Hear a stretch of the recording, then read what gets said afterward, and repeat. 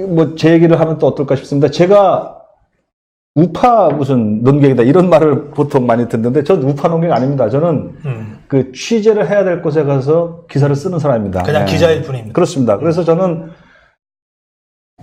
박근혜 대통령 때도 박근혜 대통령을 매우 아프게 제가 비판했습니다. 저희 기자들의 뭐 전문 용어라고 할 수 있습니까? 잘곤이요? 조졌습니다. 박근혜 대통령도 우병우 수석도 그 최경환 혹은 뭐 그 당시에 서청원 대표한테는 개인적으로는 미안한 얘기지만 이제 그만 좀 괴물이 되십시오. 뭐 이렇게까지 얘기할 정도로 해서 미안하지만 썼습니다. 왜냐? 괴물 같은 짓을 했잖아요. 그래서 기사를 쓴 거거든요.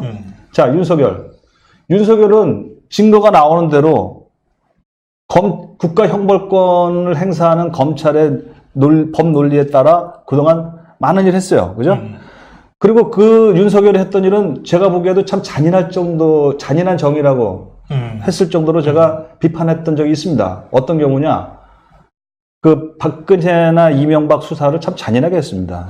그래도 저는 그때 그 수사 자체를 제가 비판한 적은 없습니다. 마찬가지로 윤석열이가 이번에 조국을 수사하는 것은 매우 당연한 수사라는 겁니다. 제가 이번 청문회 과정에서 제일 참 불편하게 생각했던 말 중에 하나가 이인영 원내대표 말 좀 뭐 폼나게 한다게 다가 아니에요. 뭐라 그랬냐면 무슨 뭐 서초동에 뭐 누군가가 여의도에 뭐 진군을 하는 것 같다? 뭐 이런 이상한 표현을 뭐 진리가 뭐 진군하고 있다 이래가면서 서초동 검찰이 여의도를 뭐 와서 뭐 어떻게 했다고 이렇게 얘기하는데 원내대표님 그 정치 오래 하셨으면서 왜 그러십니까? 검찰은요 여의도뿐만 아니라 효자동도 갑니다. 죄가 있는 곳이면 찾아서 증거가 가리키는 곳이면 그 발길로 여러분처럼 말로 움직이지 않는 분들이에요. 예? 증거가 있고 진술이 나오면 확인하기 위해서 죄를 찾아서 가는 것이 윤석열이었고 윤석열이 그렇게 해왔습니다. 검찰은 그렇게 할 뿐인 것이죠. 예. 그래서 이걸 마치 무슨 그 정치와 검찰의 대결이라고 민주당 사람들 특히 그런 거 많이 생각하고 있는 것 같은데 그거 아니에요. 여러분 지금 자기 스스로 환상 속에 갇혀 살고 있습니다. 그리고 그 환상에 감염돼가지고 그 환상을 오히려 부추기는 몇몇 뭐 작가 하는 사람들 많은데 그러지 마십시오. 그냥 소설 시나 열심히 잘 써서 국민들 환상 속에서 행복하게 해주시면 되실 분이 현실 정치를 마치 뭐 다 자기가 아는 것처럼 그거 다 틀린 소리예요. 거짓 환상을 제발 지어내지 마십시오. 이거는 정치와 검찰의 대결이 아닙니다. 예, 정치는 정치대로 하시고 검찰은 죄를 찾아가는 수사할 뿐인 것이죠. 다만 아까 걱정했던 것은 그냥 해임을 해버리고 마는 그 정치의 그 무도함 이것이 걱정될 뿐입니다. 알겠습니다. 사실 만약에 지금 이 상황에서 윤석열을 정치적인 이유로 해임을 해버리면 그러면 아마 정말 밀란이 일어날지도 모르죠. 뭐 충분히 그러고도 남을 정권이다 이런 생각을 합니다.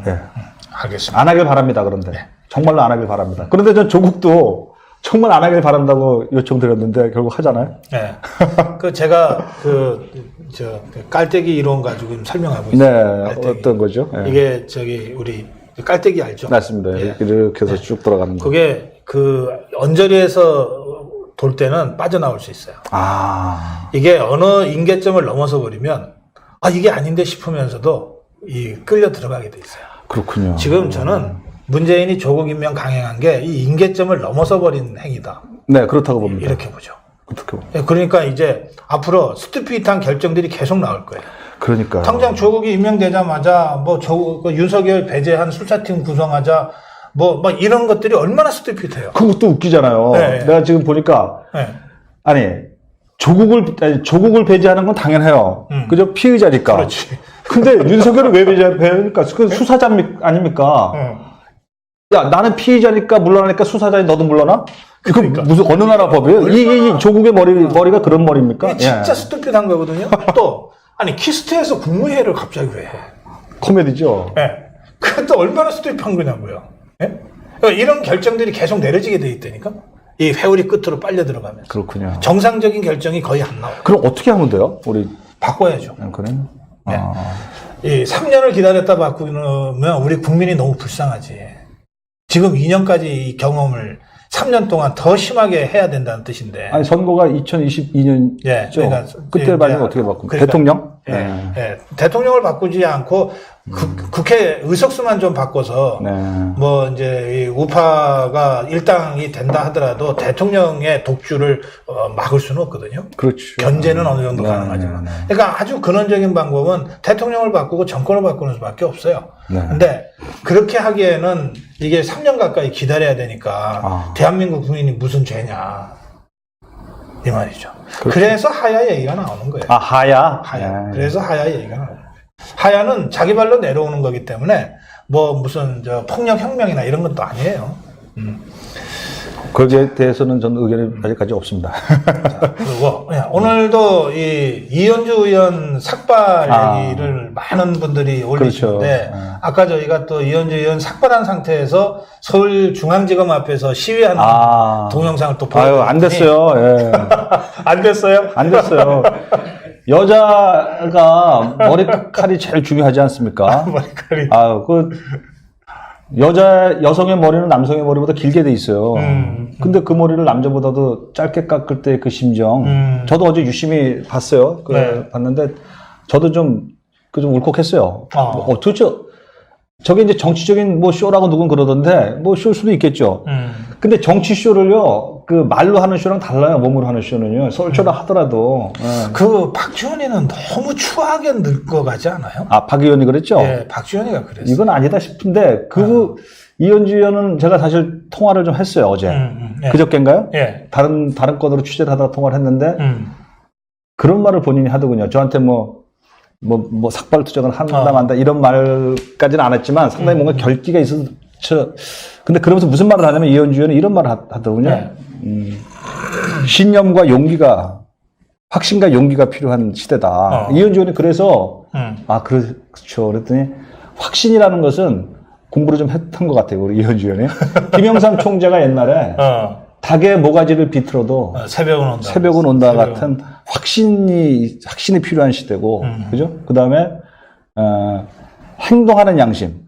행동하지 않는 양심은 죄악이다. 라고 했던 김대중 총재. 김대중 말이죠. 이 YSDJ는 정말 야당 대표다운, 야당 총재다운 사람이었습니다. 이 독재와 맞싸우는 그 위대함이라는 것이 확신과 용기로 하였죠. 그런데 이 이현주 의원이 그 말을 인용을 해요. 그래서 이분이 확신과 용기로 이 판을 좀 열심히 한번 해보겠다는 것 같구나. 일시적인 흥분으로 한 건 아니다. 아니다. 황교안 대표도요, 이현주 의원 좀 따라가셔야 됩니다. 점잖게 해서 양복 입고 점잖게, 어제는 좀 비 좀 맞고 하는 거 괜찮더군요. 지금 국민들은요, 피눈물을 흘립니다. 그렇게 편하게 투쟁할 일이 아니죠. 제가 뭐 투쟁을 부추기는 건 아니지만 악에 대해서 싸워야 된다 생각합니다. 저도 기자로서 할 일은 하겠습니다. 알겠습니다. 우리가 전영기 컬럼니스트를 모시고 이 책을 좀 소개하려고 제가 했는데 과유불급 대한민국입니다. 과유불급. 근데 제가 이제 이 책을 이렇게 쭉 보니까 그 머릿말이 좀 비교적 길게 돼 있던데 이 과유불급 정치인으로 김종필 총재를 여기 꼽았더라고요. 그리고 박태준 총재를 굉장히 높게 평가를 하고 이 두 사람의 정치인, 특히 그 중에서 과유불급이라고 제목까지 뽑았으니까 이 김종필 총재에 대한 그 느낌이 아주 남다르신 것 같은데.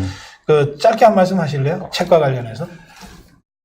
제가 하도 야당만 비판한 것 같습니까? 그렇다 느꼈다면 제 본인은 아닌데요. 저는 사실은 오늘 여기서 처음 말씀드리는 말씀인데, 저는 80년에 입학을 했습니다, 대학교에. 그래요? 80학번? 서울대 80학번이었는데, 저 극렬 운동권의 일원이었습니다. 그런데 그러고는 아니었지만 지금은. 그런데 제가 정치 취재 33년을 해가면서 참 나라는 민주주의는 굶는 데서는 있지 않구나.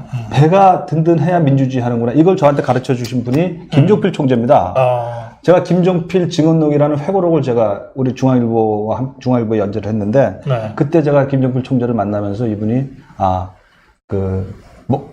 잘 먹고 잘 사는 게 기본 인권이다. 가난한 데서는 민주주의가 안 된다는 걸 제가 아주 깊이 알게 됐고요.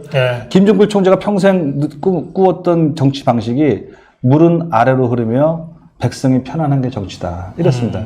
이 문재인 정부, 저는 그래서 이 과유불급이라는 것이요. 이 왼쪽 정부든 오른쪽 정부든 형벌로 겁주고 국민과 다투는 정치 하지 말라는 겁니다. 예. 대한민국 헌법 안에서 좌파도 좋고 우파도 좋은데 너무 나아가지 말라는 거죠. 예?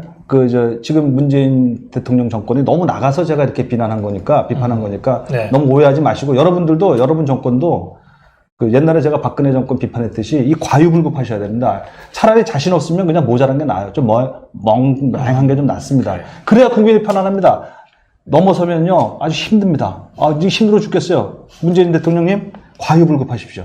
차라리 모자란 게 나을 것 같습니다. 예. 그래요. 네.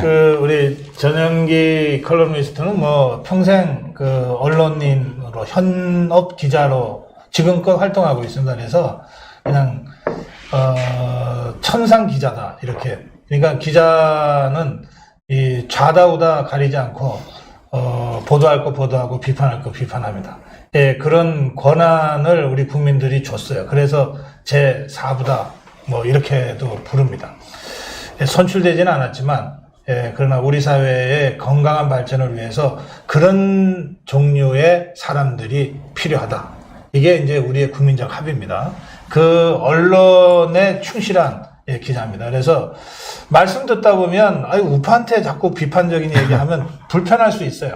그러나 그런 식으로 편가르기를 넘어서 있는 곳에 언론이 있다고 하는 것을 저도 믿습니다. 그래서 전영기 컬럼니스트의 오늘 여러 가지 발언들이 좀 여러 가지 좀 울림이 됐으면 좋겠고요.